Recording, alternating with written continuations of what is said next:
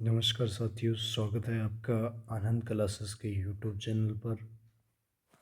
अब हम बात करते हैं क्वेश्चन नंबर 39 की।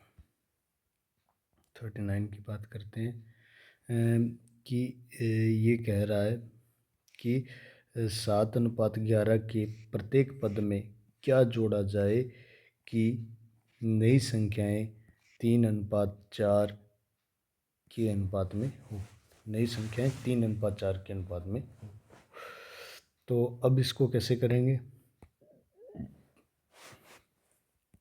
देखिए, 7:11 में क्या जोड़ा जाए, दोनों में, दोनों संख्याओं में, प्रत्येक पद में, इसमें भी क्या जोड़ा जाए और इसमें भी क्या जोड़ा जाए कि जो आंसर है वो आ जाए 3:4। तो बाय ऑप्शन भी कर सकते हो इस सवाल को और मेथड से भी कर सकते हो, लेकिन बाय ऑप्शन सही रहेगा। जैसे पहला ऑप्शन 8 है अपना, तो 8 जोड़ जोड़ के देखो इसमें। तो 7 में 8 जोड़ा, तो आएगा 15, और इसमें 8 जोड़ा तो कितना आएगा 19। इसको काटने पर आ ही नहीं रहा है, 3:4 नहीं आ रहा है, इसलिए ये आंसर नहीं होगा हमारा। फिर सीधा संख्या वाले को चेक करते हैं। सबसे पहले 5 और जोड़ के देख लो, +5, तो इसमें आ जाएगा 12 और इधर आ जाएगा 16। दोनों आ रहे हैं 4 के बारे में। 3 नंबर पे आता है, ये 4 नंबर पे आता है, ये आंसर आ गया ना। तो 5 जोड़ने पर ये हमारे को आंसर प्राप्त होगा, यानी उसका उत्तर 5 होगा। लेकिन अपने ऑप्शन से भी कर सकते हैं, और इसको बेसिक से करना सिखाता हूँ मैं आपको।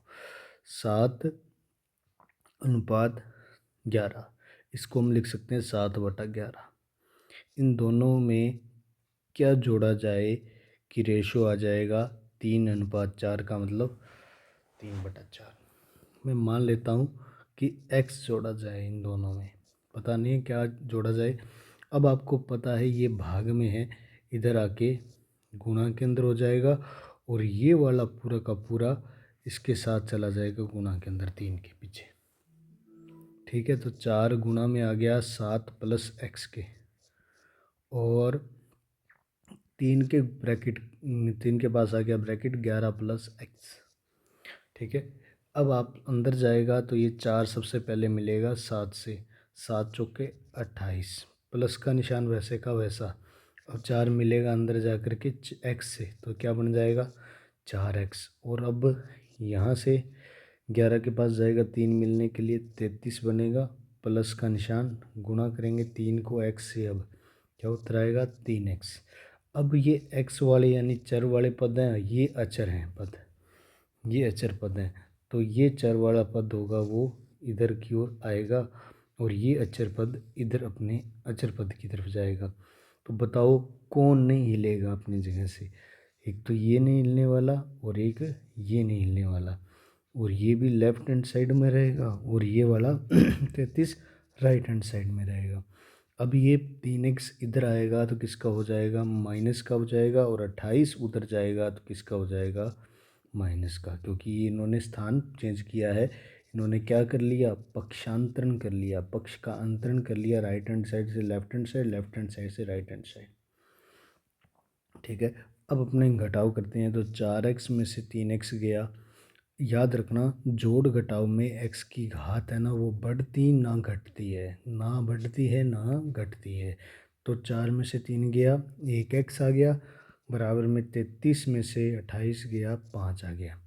एक को किसी भी संख्या से गुणा करो, वही संख्या आ जाती है, बराबर में आ गया 5, x बराबर 5। यानी क्या जोड़ा जाए दोनों में, तो x की वैल्यू हमें प्राप्त हो गई है 5।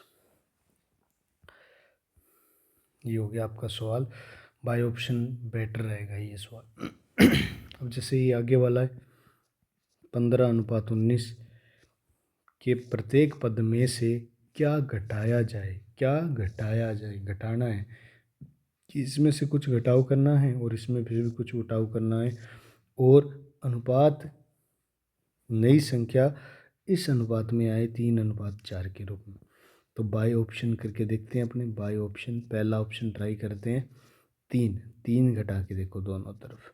3 घटाएंगे तो उत्तर आएगा हमारे पास 12:16। इसको काटेंगे तो उत्तर आएगा 3:4, क्योंकि 4 के पढ़े में आने वाले हैं ना दोनों, तो ये पहला ही आंसर इसका राइट रहेगा। ठीक है, अब इसको बेसिक से कैसे करना है, बेसिक से आपको मैं बता देता हूँ। 15:19 को लिख सकते हैं 15/19 में से, दोनों में से क्या घटाया जाए कि अनुपात आ जाए 3:4।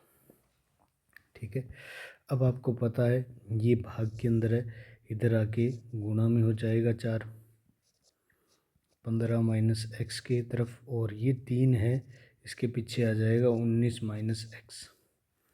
अब 15 का 4 से गुणा किया, 15 चौके 60, और बीच में माइनस का निशान 4x। अब ये 19 दिए 57, और 3 का x से किया, बीच में माइनस का निशान x, वैसे का वैसा। अब ये x वाला इस तरफ आना चाहेगा और ये 60 उस तरफ जाना चाहेगा, लेकिन स्थिर कौन है, तो -4x फिक्स है और 57 फिक्स है, और किसी भी संख्या का चिन्ह होता है उसके आगे होता है, ये ध्यान रखना। तो इसके आगे प्लस है तो ये रहा प्लस इसका। ठीक है, अब इसका चिन्ह क्या है, तो माइनस है, ये इस तरफ कूदेगा तो किसका हो जाएगा, प्लस का हो जाएगा, और ये 60 के आगे कुछ नहीं है, जिसका मतलब प्लस है, उधर जाएगा तो माइनस का हो जाएगा। अब एक बेसिक की बात बताता हूँ, जब दोनों चिन्ह अलग अलग हों, जब दोनों चिन्ह अलग अलग हों, दोनों चिन्ह अलग अलग हों, अलग अलग हों, तो आपको क्या करना है, तो हम क्या करेंगे, घटाव करेंगे, घटाव करेंगे, और आंसर में बड़ी संख्या के आगे वाला चिन्ह लगाएंगे, बड़ी संख्या के आगे वाला चिन्ह लगाएंगे, आगे वाला चिन्ह लगाएंगे, चिन्ह लगाएंगे। ठीक है, अब आप लोग दोनों चिन्ह कैसे हैं, अलग अलग हैं, प्लस का है, एक माइनस का है, 4 के आगे माइनस है, 3 के आगे प्लस है, तो घटाव करेंगे, घटाव करते ही एक आएगा, 4 में से 3 गया, 1x। अब बड़ी संख्या के आगे निशान किसका है, तो माइनस है, तो उत्तर में बड़ी संख्या आगे वाला चिन्ह लगेगा। दोनों चिन्ह अलग अलग हैं, घटाव करेंगे, 60 में से 57 गया 3, उत्तर में बड़ी संख्या के आगे वाला चिन्ह लगेगा। दोनों तरफ माइनस हो तो वो क्या हो जाते हैं, प्लस हो जाते हैं, x बराबर आ गया 3, हमारा फाइनल आंसर, यानी first option is right option.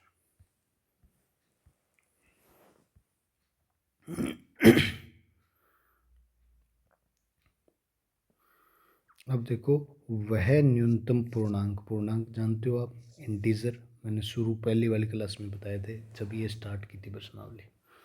वह न्यूनतम अनुपात क्या होगा जिसे यदि 6:7, 6:7 के दोनों अंक से घटाया जाता है, अनुपात के दोनों अंक से घटाया जाता है, वह न्यूनतम पूर्णांक, और परिणाम क्या आता है, 16:21 से कम प्राप्त होता है।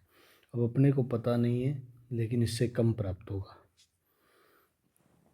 ठीक है, परिणाम क्या होगा, कम प्राप्त होगा। तो 6/7 में से क्या घटाया जाए, घटाया जा रहा है दोनों में से, और उत्तर प्राप्त हो रहा है कम, किससे, 16:21 से कम प्राप्त हो रहा है। ठीक है, तो अब आप देख पा रहे हो ये भाग में है, इधर आके गुणा में हो जाएगा, ये गुणा में हो जाएगा, और ये वाला इधर चला जाएगा 16 के गुणा में, तो 21, 6 माइनस एक्स लेस देन होगा 16 ब्रैकेट 7 माइनस एक्स। अब 21 छिक्के कितने होते हैं, 126 होते हैं, माइनस का निशान 21x, क्योंकि ये 21 अंदर जाएगा, सबसे पहले इससे मिलेगा, फिर इसके साथ गुणा होगा, दोनों के साथ गुणा होगा इसका, लेस देन 16 सत्ते 112 माइनस 16x, ये इस तरफ आएगा x वाला, और ये इस तरफ जाएगा। तो अब आप देख पा रहे हो -21 x प्लस का 16x, और लेस देन 112 माइनस 126, घटाव कर दो, दोनों चिन्ह अलग अलग है, घटाव करेंगे, उत्तर में बड़ी संख्या का चिन्ह लगाएंगे तो 5x आ जाएगा माइनस का, और इधर आ जाएगा माइनस का 14x, 14 सीधा 14 है ना। अब दोनों तरफ माइनस करेंगे ना, दोनों तरफ माइनस करोगे तो ये बीच वाला, जब दोनों माइनस के हों और बीच में साइन हो, जैसे ए है और बी है, अब इनको मैंने प्लस कर दिया, दोनों तरफ प्लस कर देंगे तो प्लस करते ही इसको ये बीच वाला less than sign greater than में चेंज हो जाएगा, यानी इसमें कन्वर्ट हो जाएगा, दोनों प्लस के हो जाएंगे। अब मैं दोनों को प्लस के कर रहा हूँ, प्लस के कर दिए दोनों को, तो ये साइन वैसे चेंज हो गया 14। ये आपको ध्यान में रखना है, 5 गुणा में इधर आके भाग में हो गया 14/5। ठीक है, 14/5 आ गया। उत्तर आया अपने पास 2.8। 2.8 से बड़ा उत्तर देखना है अपने को। एक्स का मान क्या आएगा, 2.8 से बड़ा। भाग लगाना आता है ना, 14 को 5 से भाग लगाया 2 आया, 2 5 दूनी 10 आ गया, 4 आ गया, पॉइंट लगाया 0 लग गया, 5 8 40। ठीक है, 2.8 से बड़ा उत्तर आएगा, यानी इसका उत्तर आ जाएगा, फाइनल आंसर वो आया 3। ठीक है, इस तरीके से अपने कर सकते हैं इस सवाल को। अपने इसको दूसरे मेथड से भी कर सकते हैं, बाय ऑप्शन, बाय ऑप्शन भी किया जा सकता है इसको। बाय ऑप्शन थोड़ा सा इसको लेंथी रहेगा ये सवाल। अब कैसे, आपको पता ही है 6/7 में से क्या घटा है। सबसे पहले 6/7 में से मैं घटा देता हूँ 5। 5 घटाएंगे तो उत्तर आएगा 1/2, और इसको पॉइंट में निकाला तो 0.50 उत्तर आएगा, क्योंकि भाग लगाएंगे ना अपने 1 को 2 से।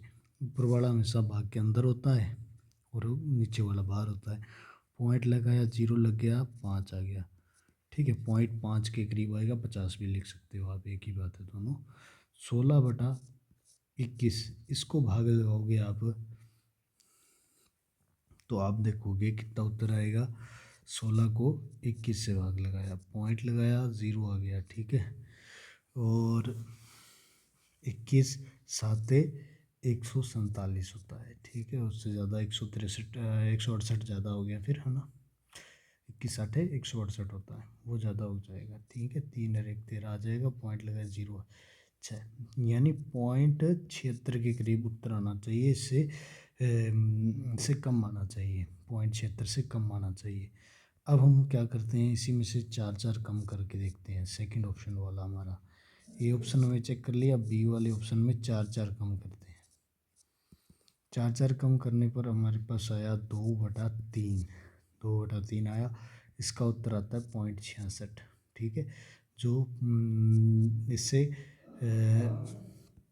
इससे कम तो है, लेकिन थोड़ा सा दूर है ना। 76 है और ये 66 है, थोड़ा सा दूर है। अब सी नंबर ऑप्शन ट्राई करते हैं। 6 में से 3 कम करेंगे, 7 में से भी 3 कम करेंगे, तो अपने पास उत्तर आया 3/4, यानी 0.75। ठीक है, लगभग ये किसके बराबर आ गया, 0.76 के कम, बिल्कुल एग्जैक्ट सा। ठीक है, तो इस तरीके से ऑप्शन से भी आप कर सकते हो इन सवालों को।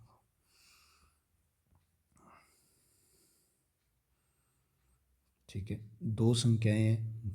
ठीक है, ये प्रत्येक संख्या में 6 जोड़ दिया जाए। क्या जोड़ दिया जाए, 6 जोड़ दिया जाए तो संख्या का अनुपात इतना हो जाता है। तो वे संख्याएं कौन कौन सी हैं, तो ये पूछ रहा है। इसको 2 मेथड से कर सकते हैं। अपने जो यूज करना है परीक्षाओं की दृष्टि से, कंपटीशन की दृष्टि से, तब तो ये मेथड बिल्कुल एग्जैक्ट रहेगा कि 3:5 था रेशियो शुरू में, 3:7 था, सॉरी 5 नहीं 7। ठीक है, वो कितना हो जाता है, 5:9 हो जाता है। कितने जोड़ने पर, 6 जोड़ने पर दोनों में। ठीक है, दोनों में। और अनुपात में देखा जाए तो कितने का डिफरेंस आया, यहाँ आया 2 का डिफरेंस। ठीक है, रेशो में देखा जाए तो कितने यूनिट का डिफरेंस आया, 2 यूनिट का डिफरेंस आया। और रियल में उसने क्या जोड़ा था, 6 जोड़ा था। ठीक है, और अनुपात में जो डिफरेंस इधर भी आ रहा है, ये भी कितना आ रहा है, 2 यूनिट का डिफरेंस आ रहा है, 2 यूनिट जुड़ते हुए दिखाई दे रहे हैं। अब जो 2 यूनिट जो अनुपात में डिफरेंस ये आया कि इसमें इसने 6 जोड़ दिया और ये नया अनुपात आ गया। अनुपात के हिसाब से तो 2 यूनिट का डिफरेंस है, और रियल डिफरेंस कितना है, वो उसने कितना जोड़ा, रियल ऐड किया है उसने, वो कितना किया है, 6 ऐड किया है, लेकिन हमें 2 दिखाई दे रहा है। इसका मतलब जो ये 2 यूनिट है ये किसके बराबर है, 2 यूनिट किसके बराबर है, 6 वैल्यू के बराबर है, 6 के बराबर है। ठीक है, 2 यूनिट किसके बराबर है, 6 के बराबर है। तो अब 1 यूनिट किसके बराबर होगी, 1 यूनिट किसके बराबर होगी, 1 यूनिट बराबर होगी 6/2 की, क्योंकि ये गुणा में इधर आके भाग में हो जाएगा 2, है ना। और ये भी आपको पता होना चाहिए कि ज़्यादा का दिया हो और आपको 1 का ज्ञात करना हो तो भाग करते हैं। ज़्यादा यूनिट का पता है 2 यूनिट का, 1 का करना है तो भाग लगाना पड़ेगा 6 को 2 से। अब 1 यूनिट की वैल्यू जो अपने पास निकल के आई, 1 यूनिट की वैल्यू आई वो 3 आई। ठीक है, अब अपने को क्या निकालना है, कौन सी संख्याएं हैं वो संख्याएं कौन सी हैं। ठीक है, तो अब आप देख पाओगे, अब अपने को पता है कि वास्तव में जो संख्याएं हैं वो है 3 यूनिट है। एक तो है 3 यूनिट की संख्या और एक है 7 यूनिट की संख्या, और अपने को पता है 1 यूनिट बराबर है 3 के, और तो अब अपने पास क्या आ जाएंगी, संख्याएं आ जाएंगी, क्योंकि जो अनुपात होता है वो रियल में संख्या नहीं होती है, वो कटने के बाद दिखाई देती है। तो रियल में तो संख्याएं हैं 9 और 7 ये 21। ठीक है, जो ये वैल्यू है अनुपात में ये यूनिट में होती है, और वास्तव में संख्या देखो, जैसे मैं यहाँ पे लिख दूँ 30/35, या लिख दूँ मैं 15/35। अब वास्तव में तो संख्याएं 15 और 35 है, लेकिन अनुपात में क्या दिखाई देगी मेरे को, ये 3/7 दिखाई देगी 5 के पाड़े से कटने के बाद। समझ में आ रही बात। तो रियल में नहीं है ये संख्याएं, ये तो यूनिट है, यूनिट है। ठीक है, अब अपने को पता है यूनिट से यूनिट में जाए तो 2 यूनिट बढ़ गई अनुपात में। ठीक है, 2 यूनिट किसके बराबर हुआ, 6 की, लेकिन वास्तव में तो 6 ही बढ़ा था ना, उसने 6 ही जोड़ा था दोनों में। तो अब 1 यूनिट की वैल्यू हमारे पास आ चुकी है 3। अब हमें पता है कि हमें 3 यूनिट की वैल्यू याद करनी है और 7 यूनिट की, ये वाली ऊपर वाली।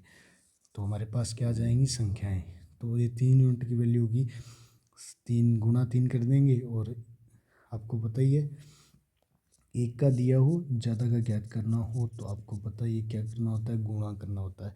अब 1 का पता है अपने को 3 ही है, और 3 का ज्ञात करना है, यानी ज़्यादा का ज्ञात करना है। 1 का दिया है, ज़्यादा का ज्ञात करना है, तो गुणा कर देंगे 1 वाले से, इस वाले से गुणा कर दिया जाएगा इसको। अब 7 यूनिट का ज्ञात करना है, 1 यूनिट का पता है अपने को 3 है, तो 3 से गुणा कर दोगे। जैसे आपको वही बात है, एक पेन है वो 5 रुपये का है, अब 7 पेन पूछ रहा हूँ मैं आपसे, तो 7 पेन पूछ रहा हूँ, तो ये एक पेन का 5 रुपये है, तो 5 रुपये से गुणा कर देंगे 7 को, 7×5 35 रुपये आ जाएगा। वैसे ही 1 यूनिट जो है वो कितनी संख्या के बराबर है, 3 संख्या के बराबर है। तो अब अपने 3 यूनिट और 7 यूनिट भी हमने निकाल ली। आगे और करते हैं और समझ में आ जाएगा, आगे वाला सवाल करोगे तब ये बेस्ट मेथड रहेगा। अब देखो ऐसा क्यों बोल रहा हूँ मैं, ऐसा इसलिए बोल रहा हूँ क्योंकि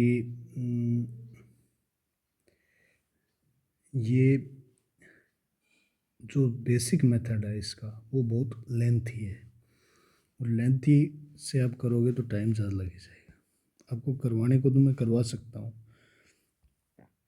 ठीक है, लेकिन बेसिक से अगर करना चाहें तो कर लेंगे अपने, इसको करना चाहते हो तो कर लेते हैं अपने। ठीक है, 3/7 है, वो वास्तव में क्या है, संख्या बनाऊँ इससे मैं, तो संख्या तो ऐसे बनेगी कि इसमें से कुछ कटा होगा। वो मान लिया कि x इसने काट दिया इनमें से, तब जा कर के ये अनुपात आया है। तो मान लिया कि संख्याएं क्या हैं, 3x और 7x। अब 3x और 7x है, ये दोनों संख्याएं, इनमें जोड़ा गया 6, 6 जोड़ दिया जाता है तो इसका रेशो जो आता है वो आता है 5:9, यानी काटने के बाद 5/9 आएगा इसका उत्तर। ठीक है, अब ये आपकी समीकरण सी तैयार हो जाएगी। ये 9 इधर जाएगा और ये 7x+6 इधर आएगा गुणा के अंदर।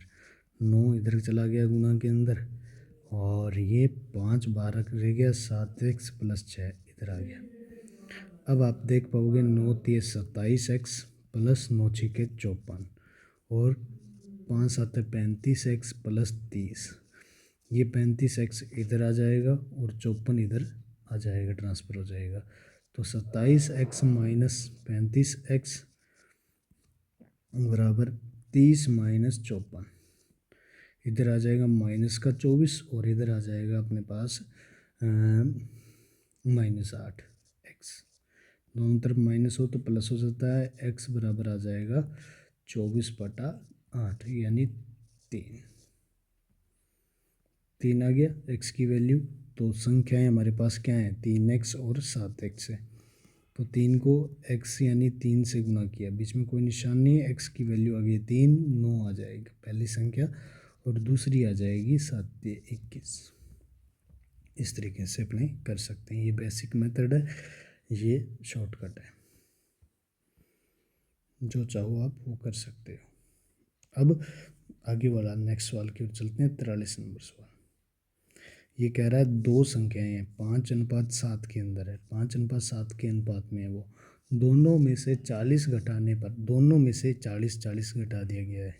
क्या ये वास्तव में 7 है? नहीं, संख्या तो 7x है, उसमें से 40 घटा दिया गया है, 5x में से 40 घटा दिया गया है और वे 17:27 के अनुपात में हो जाते हैं। उन संख्याओं का अंतर क्या है?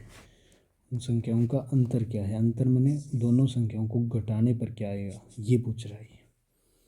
ठीक है, 5:7 में और वो हो कितनी जाती हैं तो 17:27। 17:27 घटाने पर क्या, घटाने पर 40 घटाने पर। क्या अनुपात में भी घटाव हो रहा है? नहीं, यहाँ पे तो जुड़ रहा है 20 और यहाँ पे जुड़ रहा है 12। ये इसका मतलब अनुपात से अपना सही घटाव घटना चाहिए, अनुपात घट नहीं रहा है ना। ऐसी कंडीशन में जब दोनों अलग अलग बातें कर रहे हो तो अब आपको क्या करना है, सुनना ध्यान से। इन दोनों का डिफरेंस निकालना है। इन दोनों का डिफरेंस कितना आया? 10 आया। इन दोनों का डिफरेंस कितना आया, यानी डिफरेंस का मतलब है 7 में से 5 गया 2। अब इस 10 को गुणा करना है इन दोनों से और इस 2 को गुणा करना है इन दोनों से। जब डिफरेंस एक जैसा ना आए घटाने पर, ठीक है, तो आपको ये काम करना होगा। ठीक है, 10 को करना होगा गुणा 5 और 7 से, तो कितना आएगा 50:70। 10×5 50 और 7×7 और इसको इन दोनों को गुणा करना है 2 से, तो 17×2 = 34 और 27×2 = 54। ठीक है, ये आ गया। अब देखो आप कि घट रहा है हमारा अनुपात, रियल में तो ये है और फिर घटाने पर -40 घटाने पर इतना हो जाता है। अब देखा तो हमने कितना घटा, वो घटा 16 यूनिट घट गया और फिर 40 रियल में कितना घटा है? 40 घटा है। इधर भी आप देख पा रहे हो 16 यूनिट ही आ रहा है। अब अपने को पता चल गया कि 16 यूनिट किसके बराबर है? 40 के बराबर है। 16 यूनिट किसके बराबर है? 40 के बराबर है। तो 1 यूनिट किसके बराबर होगा? तो ज़्यादा का पता है, 1 का ज्ञात करना है। ज़्यादा का पता है, 1 का ज्ञात करना, तो भाग करेंगे इसको, इससे काट दो 10 4, फिर काटो 2 5, 5/2 आया। 1 यूनिट का वैल्यू कितना आया? 5/2। और अपनी वास्तव में संख्या कितनी है? वो है, एक तो 50 है, एक है 70। इनका डिफरेंस कितना? 20 का डिफरेंस है इनमें। अंतर पूछ रहा है ना अपनी संख्याओं का, संख्याओं का अंतर ज्ञात करना है अपने को। तो यहाँ पे देख लो आप, डिफरेंस कितना है? 20 का। 20 यूनिट की वैल्यू चाहिए अपने को। 20 यूनिट की वैल्यू मिल जाए तो आपका सीधा अंतर आ जाएगा दोनों संख्याओं का। एक की पता है और ज़्यादा का ज्ञात करना है तो गुना करते हैं। एक वाली को गुना कर देंगे ज़्यादा वाले से। कितने का ज्ञात करना है? 20 यूनिट की। तो 20 यूनिट की वैल्यू आ जाएगी 5/2 × 20। तो वही कम दो, 2 दाए 20, 5 दाए 50, 50 होगा दोनों का डिफरेंस, यानी D answer is right answer. तो इस तरीके से अपने को बिल्कुल ही सरल से सवाल हैं, कोई ज़्यादा हार्ड नहीं है, ठीक है। अब आगे हम कर रहे हैं वो है नए टाइप के सवाल, आपको समझने होंगे।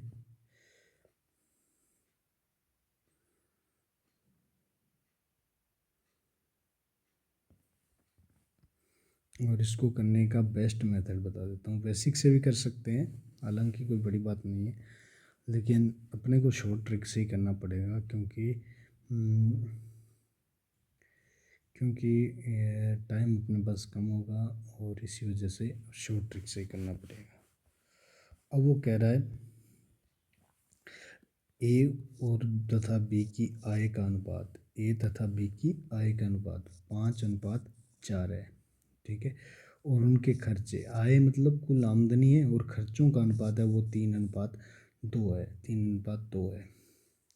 और वो कह रहा है प्रत्येक, यानी ए भी बचत कर रहा है और बी भी बचत कर रहा है, प्रत्येक यानी ए की भी है और बी की भी, दोनों की बचत है वो 800 रुपये है, प्रत्येक की बचत कितनी है 800 रुपये है, ठीक है। पहले तो वो कह रहा है एक की आय ज्ञात करो, एक की इनकम ज्ञात करो कितनी है।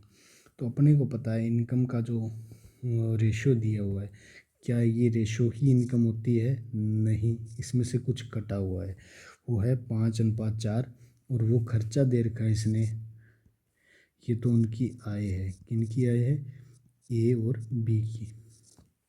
और वो खर्च कर रहे हैं 3:2, ठीक है, ये उनका खर्चा है। और फिर भी वो बचत कर रहे हैं कितने कितने रुपए की? 800 रुपये की बचत कर रहे हैं। अब आपको चाहिए ना एक यूनिट की वैल्यू, तो ध्यान से रखना, ऐसे सवाल जब आ जाएं जिसमें आय दी हो, खर्च दिया हो, बचत दी हो ना, तीनों चीज़ें दी हो, आपको बार बार ऐसे सवाल करने होंगे, तभी आपकी स्पीड बनेगी।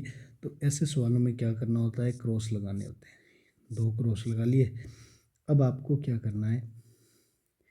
8 दिए 24, इन दोनों का आपस में गुणा करो, 2400 उत्तर आया, 2400, फिर माइनस का निशान लगाओ और इन दोनों का गुणा करो, 8 दूनी 1600, और बट्टा का निशान लगाओ। बट्टा का निशान लगा के अब आप जिनसे उत्तर ज़्यादा आ रहा है, इनसे उत्तर ज़्यादा आ रहा है, 4 × 12 माइनस, अब इन दोनों का गुणा करो, 5 दूनी 10। तो एक यूनिट की वैल्यू हमारे पास आई, 2400 में से 1600 गया, 800 बटा में 2, यानी 400 आई वैल्यू एक यूनिट की। एक यूनिट की वैल्यू कितनी आई? 400। अब अपने को पूछ क्या रहा था? ए की आय। ए की आय कितनी यूनिट है? वो हमने देखा कि 5 यूनिट है, 5 यूनिट है। अब एक यूनिट का पता है 400 के बराबर है, 5 यूनिट बराबर होगी 5 गुना 400 के। 5 गुना 400 का मतलब आपको पता चली गया होगा, कितना उत्तर आएगा? 2000। इसका फाइनल जो आंसर रहेगा वो रहेगा 2000 रुपये। तो आय, एक की आय हो जाएगी 2000 रुपये। ये बिल्कुल ही सरल सवाल है, सरल मेथड है इसका करने का, और ना बड़ा करके भी अपने इसको कर सकते हैं, लेकिन उसमें 2 समीकरणें बनेंगी, उनको हल करना होगा और काफ़ी लेंथी हो जाएगा सवाल, ठीक है।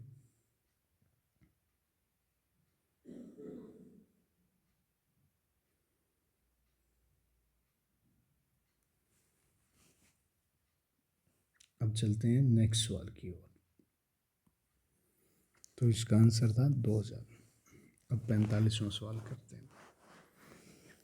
अब वो कह रहा है 45वें सवाल में ए तथा बी की आय का अनुपात, आय का रेशियो दिया हुआ है, ठीक है। उनके खर्चों का जो अनुपात है वो भी दिया हुआ है, खर्च कितना कितना कर रहे हैं वो, और उनकी बचतें भी बता रहा है। वो ए की बचत 900 रुपये है और बी की बचत 3000 रुपये है।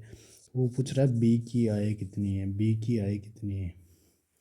तो बिल्कुल सरल सा सवाल है, ए और बी की बात कर रहा है। सबसे पहले आय लिख लो, आय कितनी है उनकी? 3:4। खर्च कितने कर रहे हैं वो? खर्च कर रहे हैं 6:5। और वो बचत कितनी कर रहे हैं? वो राशि में दी हुई राशि में दे रखी है यहाँ पे 900 और 3000। ये उनकी बचत है।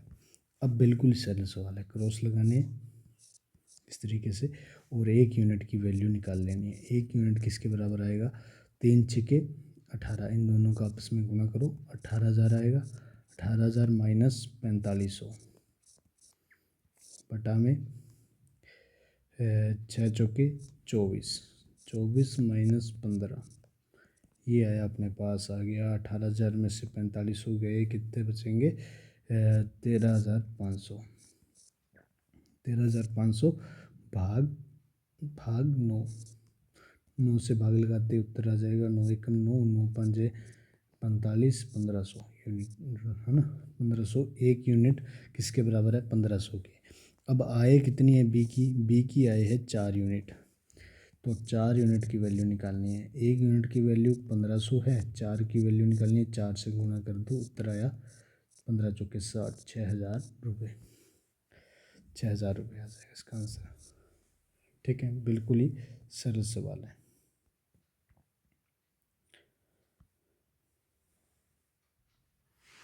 अब हम चलते हैं नए सवाल की ओर। अब देखो ए तथा बी की आय का अनुपात दिया हुआ है 2:1 और 5:3 के अनुपात में वो व्यय करते हैं, व्यय यानी खर्च दिया हुआ है, और 4:1 के अनुपात में वो बचत करते हैं, बचत का भी अनुपात दिया हुआ है। और उनकी मासिक बचत, कुल मासिक बचत ए और बी दोनों की कुल मासिक बचत, दोनों की मासिक बचत है वो 5,000 रुपये है। तो वो कह रहा है बी का की मासिक आय ज्ञात कीजिए, मासिक आय ज्ञात कीजिए।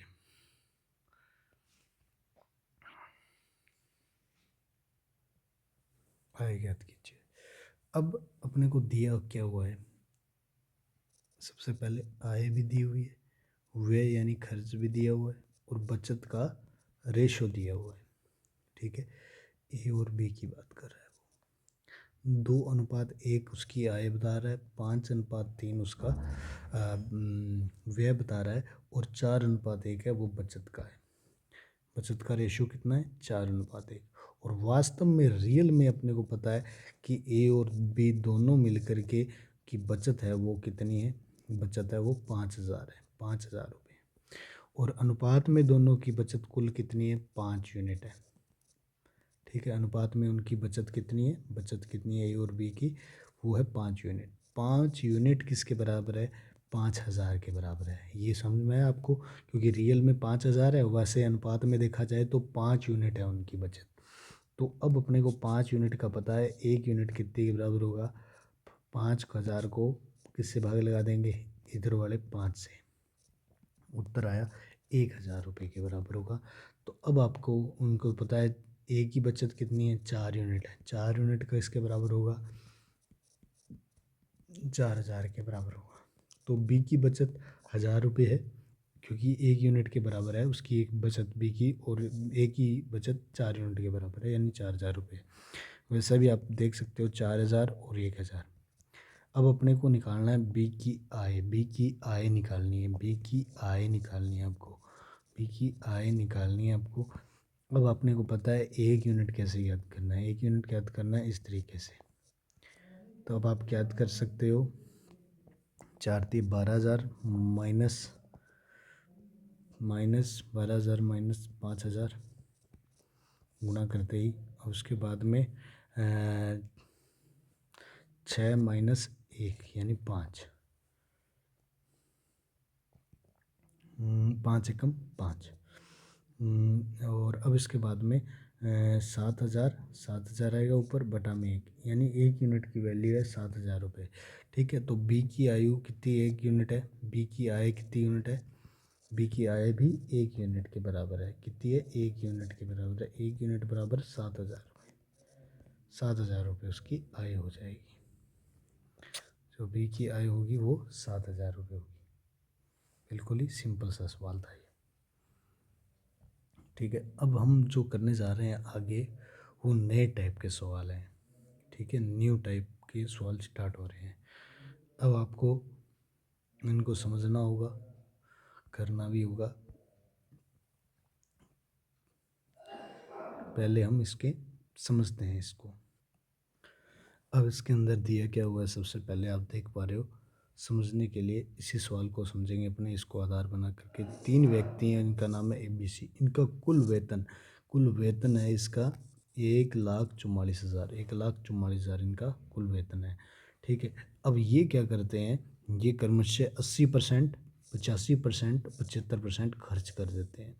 अब आपको पता है क्या, जितनी भी आपकी मंथली इनकम होती है या मंथली इनकम होती है या ईयरली इनकम होती है, वो कितने परसेंट होती है, 100% होती है। 100% में से ही आप कुछ कुछ परसेंट निकाल निकाल के खर्चा करते हो। समझ में आ रही है बात है। भी जैसे किसी की सैलरी 15,000 रुपये है, तो वो कितने परसेंटेज के बराबर है, 100% के बराबर है। अब 100% में से वो कुछ खर्चा कर देते हैं, कितने, 80%, 85% और 75%। ठीक है, इतना खर्च कर देते हैं, तथा इनकी बचत का अनुपात है इतना इतना रहता है, 8-9-20 के रेशो में रहता है। तो सी का वेतन कितना है, सी का वेतन कितना है, ये अपने को कैलकुलेट करना है। ठीक है, कैलकुलेट करना है। तो सबसे पहले आपको पता है कि वो खर्च कर रहे हैं A, B और C। उनके पास कितने कितने परसेंटेज था, 80% खर्चा कर दिया उन्होंने, और फिर 85% खर्चा कर दिया और 75% खर्चा कर दिया। कुल वेतन था उनका 1,44,000, और उन्होंने बचत का अपने को दिया हुआ है क्या, रेशो दिया हुआ है, बचत का रेशो दिया हुआ है 8-9-20, 8:9:20। अब आपको पता है खर्च और बचत दोनों अलग अलग चीज़ें, खर्च करना यानी गवा देना और बचत करना यानी सेविंग करना। वास्तव में तो अपने को बचत पता है, बचत पता है कि इतने रेशो में है ना, बचत का पता है ना आपको, इतने रेशो में। और आपको पता है कि A+B+C की टोटल जो वेतन है इनका 1,44,000 है, ये भी आपको पता है। इतनी चीज़ें आपको पता है। अब बचत का रेशो पता है, तो आप लोग क्या करो, खर्च कर दिया, बचत आपको बता सकते हो कि ए ने कितनी बचत की होगी, 20%। तो 100% है धन उसके पास, 80% गया तो 20% बच गया, और इसमें 85% गवा दिया इसने, तो 15% बच गया इसके पास, और इसके पास बच गया 25%। ठीक है, अपना टारगेट क्या है, सी का वेतन निकालना है, सी का वेतन निकालना है, ये अपना टारगेट है। लेकिन परसेंटेज में है, इधर यूनिट में चल रहा है काम, यानी अनुपात के अंदर है। ठीक है, तो अब आप देख पा रहे हो कि 20% किसके बराबर होता है, 20% होता है 1/5 के बराबर। ये याद रखने होते हैं, कई परसेंटेज आपको बताऊंगा ना, जब मैं परसेंटेज करवाऊंगा तब आपको याद करवाऊंगा ये चीज़ें। लेकिन अभी डायरेक्ट बता देता हूँ मैं, परसेंट हटाते हैं तो बटा में 100 लग जाता है, और ये 0 से 0 कट गया, 2 एकम 2, 2 पाँचे 10, यानी 1/5 के बराबर आएगा 20%। और ये आएगा 15/100, यानी 5 के पाड़े से काट दो, 5 दिए 15, 5 दूनी 10 और 20, एक जीरो वैसे की वैसे, 3/20 के बराबर है। और ये 25/100 होगा, 25 चौका 100, 1/4 के बराबर होगा। अब देखो, जब परसेंटेज से अपने निकाल लेते हैं बटा में, ठीक है, बटा में भिन्न में बना लेते हैं उसको, परसेंटेज को, तो अब आपको बहुत कुछ इन्फॉर्मेशन मिलती है। सुनना ध्यान से, जब परसेंटेज से आप बटा बनाते हो तो आपको बहुत कुछ इन्फॉर्मेशन मिलती है। ये क्या बता रहा है, 1/5 ये बता रहा है कि 5 हिस्से धन था ना उसके पास, तो उसने एक हिस्सा बचत की है, उसी को ही 20% बोलेंगे ना। समझ पा रहे हो ना मेरी बात को, कि देखो 5 बच्चों की क्लास है, मान लो एक एक एक एक एक, ये सारी क्लास पूरी की पूरी आ चुकी है, तो इसको बोलेंगे 100% आई हुई है क्लास। ठीक है, अब एक बच्चा ना आए तो अपने बोलेंगे कि 80% क्लास आई हुई है, क्योंकि हर बच्चा कितने कितने परसेंटेज लेके घूम रहा है, वो 20-20% लेके घूम रहा है। समझे आ रही बात, 20-20% लेके घूम रहा है। तो अब अपने को पता है कि 5 हिस्सों में से एक हिस्सा वो बचत कर रही है। कुल हिस्सा कितने हैं उसके पास, कुल वेतन उसका कितना है, 5 है ना, तो वो बचत कर लेता है 1 रुपये की। 5 रुपये बचत है, अगर वेतन है ना तो 1 रुपये की बचत है उसकी। और बी की 20 रुपये उसका वेतन है ना, वेतन है तो वो 3 रुपये तो बचा लेगा, बाकी सारे खर्च कर देगा, 85% खर्च करेगा ये, और ये 3 रुपये बचत कर लेगा ये। ठीक है, और ये उसका वेतन हो जाएगा कुल सी का, और ये उसकी बचत हो जाएगी 1 रुपये। ठीक है, समझ में आ रही बात। अब ये सारा बटा से यानी भिन्न से पता चलता है जब परसेंटेज को हम भिन्न में बदलते हैं तो। ठीक है, ये पता चल गया आपको। अब आपको पता है कि ए की जो अपने निकाल रहे हैं एक की वास्तविक आय का अनुपात, वास्तविक आय का अनुपात, आय का रेशो निकाल रहे हैं आय। ठीक है, वास्तविक आय का रेशो निकाल रहे हैं। तो अब आपको पता है कि 8 रुपये उसकी बचत है, और वो रेशो के हिसाब से यानी अपने देखें भिन्न के हिसाब से तो वो 1 के बराबर है। 8 कितने के बराबर है? 1 के बराबर है। आपको पता है उसकी कुल आयु कितनी है? 5 है। तो अब आपको रेशो आएगा निकल के 40। एक ही वास्तविक आय का जो रेशो का वैल्यू वो निकल के आई है वो 40 आई है। अब अपने क्या करना है? जिसे जानते हो उससे जिसे जानना है, इस तरीके से। अब बी की देखें तो बी के लिए रेशो आएगा 9, इसकी बचत दिखा रहा है वो अनुपात के अंदर, लेकिन रियल में अपने जब भिन्न बनाते हैं तब उसकी बचत कितनी आ रही है? 3 आ रही है, ये बचत आ रही है। और अपने को चाहिए उसकी कुल वास्तविक आय, यानी वास्तविक आय चाहिए, यानी कितने की वैल्यू चाहिए? 20 की वैल्यू चाहिए। तो अब अपने पास उत्तर आया 60। और सी का अपने को पता है कि वास्तव में तो अनुपात में 20 बचत है उसकी, लेकिन परसेंटेज के हिसाब से देखा जाए जब उसको परसेंटेज को भिन्न में बदला तब बचत उसकी 1 आ रही है। और कितनी कुल आयु उसकी आ रही है? तो 4 आ रही है, तो 80 हो गया ये। ठीक है, अब अपने को पता है कि इनके जो रेशो आए हैं निकल के, अनुपात आए हैं, इनकी टोटल वैल्यू कितनी आ रही है? 180 आ रही है। ठीक है, वास्तविक आय की वैल्यू 180 आ रही है। और हमें ये पता है क्या निकालना है अपने को? सी की आय निकालनी है, सी की आय निकालनी है। अब अपने को पता है टोटल आय है ए बी सी की वो इतनी है, लेकिन वास्तविक आय का जो रेशो है तीनों का वो कितना आ रहा है? 180 के बराबर आ रहा है। 1,44,000 है ना, वो किसके बराबर आया? रेशो के हिसाब से 180 के बराबर आया। इसके नीचे लिख देंगे ये क्या है? ये तो वास्तविक आय है उनकी आय है, और ये इसका वास्तविक आय का रेशो है, वास्तविक आय का रेशो है, रेशो। ठीक है, अपने को कैलकुलेट कितने रेशो की वैल्यू चाहिए? अब अपने को वैल्यू चाहिए सी वाले की, यानी 80 की वैल्यू चाहिए आपको। ठीक है, सी की रेशो वैल्यू ये अपने को चाहिए, यहाँ पे लिखनी होगी ये। ठीक है, अब अपने को पता है 0 से 0 कट गई, 18 18 आठे 144 800, और ये आ गया अपने पास 64,000, क्योंकि 8 8 64 3 0 वैसे के वैसे, तो 64,000 रुपये उसकी वेतन होगा उसका सी का। ये इस तरीके से सवाल करना है। एक बार और देख लेना आप इस सवालों को, क्योंकि ये सवाल बहुत अच्छे सवाल हैं। अगर आप बार बार करोगे ना इनको तो आपको समझ में आ जाएंगे। वैसे भी आपको दोबारा से बता देता हूँ, इसमें वेतन कितना दिया था? 1,44,000, ये तो अपने को पता था। अब वो कह रहा है खर्च कर रहा है 80%, 85%, 75%, तो बचत कितनी कर रहा है वो? 20%, 15%। अब बचत की जो रियल वैल्यू है वो है 1, और कुल वैल्यू 5 है। 5 रुपये हैं तो एक वो बचत करता है, और ये बी वाला 20 रुपये हैं तो 3 रुपये बचत कर लेता है। और क्या वास्तव में 20 रुपये ही है क्या इनके पास? नहीं नहीं, ये रेशो वैल्यू है। अब अपने को पता है कि रेशो वैल्यू के अंदर बचत 8 है, और यहाँ पे आ रही है बचत ए की, वो 1 आ रही है। तो 8 कितने की वैल्यू है? 1 की वैल्यू है। कितने की वैल्यू चाहिए अपने को? कुल की वैल्यू चाहिए, यानी वास्तविक आय का रेशो निकाल रहे हैं अपने, रेशो।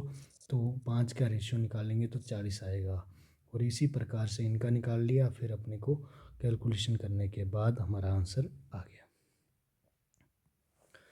आज के लिए इतना ही साथियों, और नए साल की सभी को बहुत बहुत शुभकामनाएं। नया साल आपके लिए बहुत सारी खुशियां लेके आए। धन्यवाद।